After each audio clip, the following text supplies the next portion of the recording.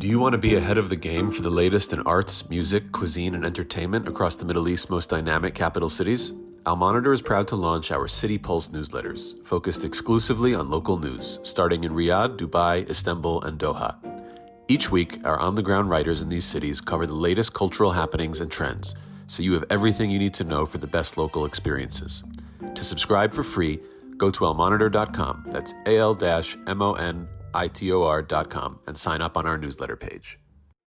Concerns of a war are becoming more real every day as we've seen that Israel is intensifying its attacks.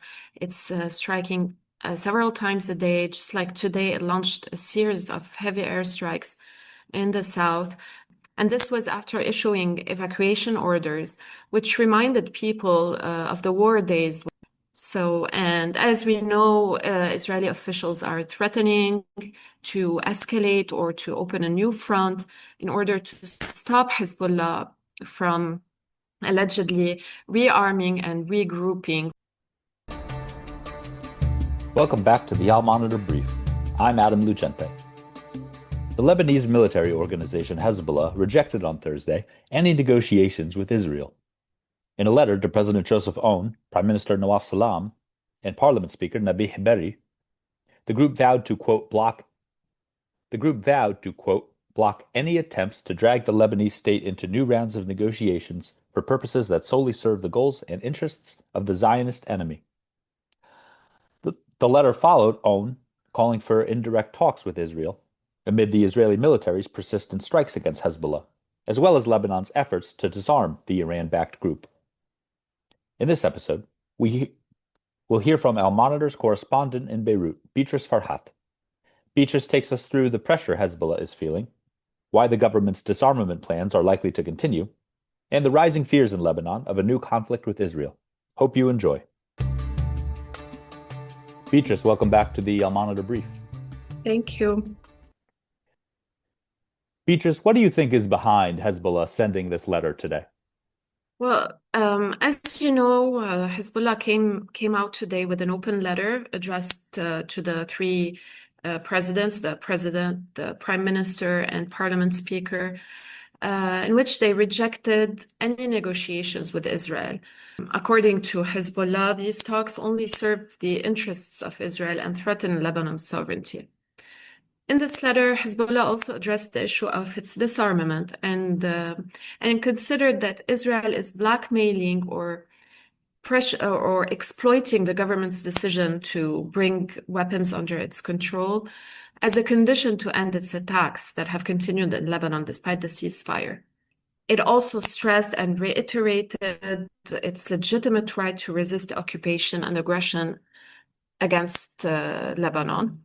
So it seems that this statement came in response to President Aoun's recent calls to engage in indirect negotiations with Israel.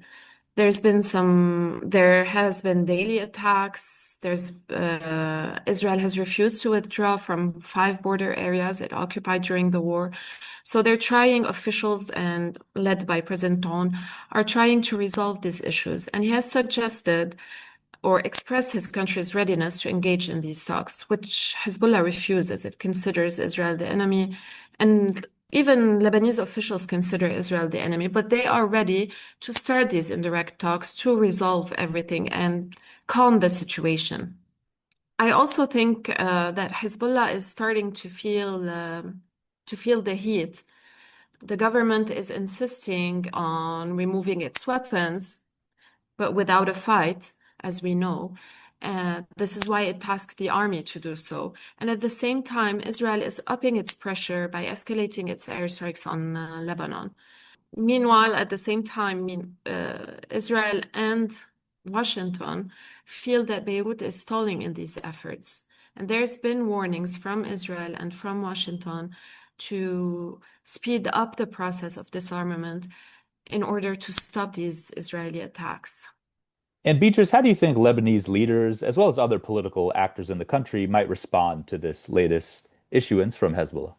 So today there was a cabinet meeting, and President On and the Prime Minister Nawaf Salam they met, and according to reports, they discussed their response to the open letter from Hezbollah, but we haven't seen any response yet. Some political leaders, like Sami Jmail, the head of the Kata'ib party, who is known to be opposed to Hezbollah, he responded to the statement, and he called on Lebanese officials to take firm action on the issue of weapons and negotiations. And he condemned Hezbollah over its statement of attempting to force the Lebanese people to choose between, this is a quotation from his post on X, to choose between the very existence of the Lebanese entity and ceding sovereign powers to it, including control over arms and the authority to negotiate. So far, that's what we've seen in direct response to Hezbollah's statement. But we also have other political leaders who expressed their support for Hezbollah. That was before today, like Jabran Basir, the head of the Free Patriotic Movement, which is an ally of Hezbollah. He said he supports Hezbollah's weapons and their right to resist the Israeli occupation and aggression. Beatrice, back to the issue of the weapons. What effect do you think this letter from Hezbollah will have on the government's disarmament process? What are we seeing on that front? What's the latest? So far, as we said before, we have no official response yet to Hezbollah's statement, but I don't think that it will stop the government from proceeding with this plan. But still, I think this statement and the repeated refusal of Hezbollah in the past to hand over its weapons, this is already complicating the process. And this is putting Lebanese authorities in the face of Washington, which has been pressuring the government to quickly disarm Hezbollah by the end of the year, which hasn't happened yet. And Washington and Israel, they feel that the Lebanese government is stalling. So they're upping their pressure. They're insisting that they fasten the process. And Beatrice, a quick follow-up. What do you think is motivating Aoun and Salam to act on the issue of disarmament? Is it solely because of the pressure from Washington, or are there domestic considerations and perhaps their own beliefs about how the state should be run? It's both, actually, but mainly they want to extend the state's sovereignty over all of the territory, and it's also a condition from Washington, from European powers and Gulf countries, because, as you know, Lebanon has been facing a devastating crisis since 2019. So they need all the funding and support to get back on their feet.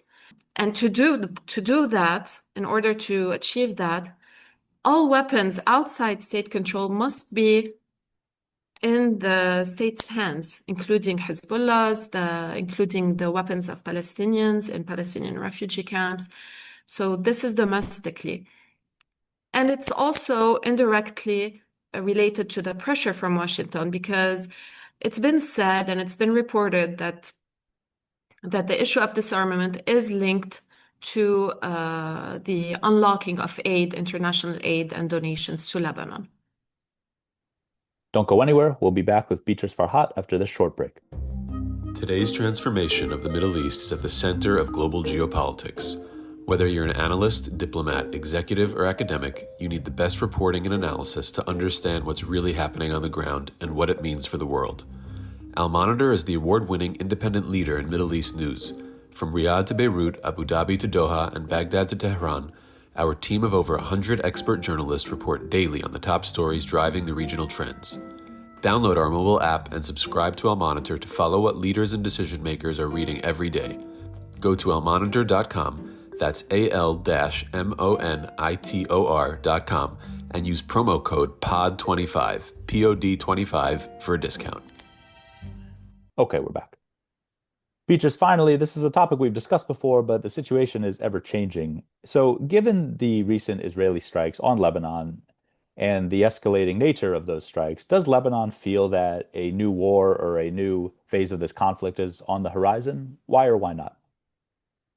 So yeah, the threat of the concerns of a war are becoming more real every day as Israel, we've seen that Israel is intensifying its attacks. It's striking several times a day. Just like today, it launched a series of heavy airstrikes in the south. And this was after issuing evacuation orders, which reminded people of the war days when the military spokesman, Avichai Adraye, would advise residents to evacuate their homes ahead of the attacks throughout the 13-month war. So that reminded people of the stress and the tensions that they lived throughout the war. So, and as we know, Israeli officials are threatening to escalate or to open a new front in order to stop Hezbollah from allegedly rearming and regrouping, which is in violation of the ceasefire. Hezbollah denies that it is doing so, but there has been reports that claim that Hezbollah is indeed rebuilding its capabilities in the south of Lebanon. But still, it seems officials are scrambling to avoid a new war. There's been some intense diplomatic activity in Beirut these past few days. Last week, U.S. envoy Morgan Ortagus was in Beirut, and this was followed by a visit from Egypt's intelligence chief, who, according to several reports, brought a mediation offer to Beirut, but there are no information or details about that. Some reports say that he offered his country's support to help stabilize the situation, calm the situation on the border, and bring an end to the hostilities between Israel and Lebanon. And just today and yesterday, we've also seen reports on local media, which are yet to be confirmed, that Saudi envoy, the Saudi special envoy to Lebanon, Prince Yazid bin Farhan, is coming to Beirut either tomorrow or next week. According to these reports, he is gonna press Lebanese officials to speed up the disarmament process.